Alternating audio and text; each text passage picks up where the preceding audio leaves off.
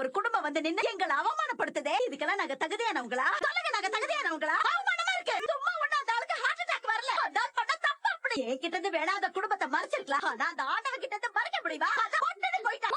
என்னடி பேசுற? சும்மா இருடி. என்னடி அம்மா? அத்தை, அத்தை, அத்தை, வேணாம் அத்தை. உட்காருங்க. வாங்க, உட்காருங்க. ஐயோ ஐயோ ஐயோ. அத்தை, அத்தை, அத்தை.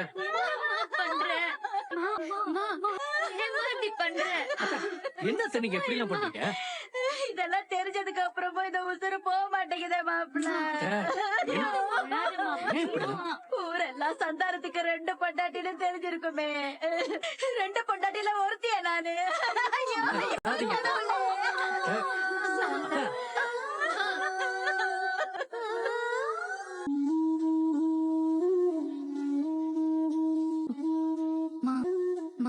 அந்த பாலையாவது குடிமா. எனக்கு எதுவும் வேணாண்டி. ஏமா இப்படி இருக்க?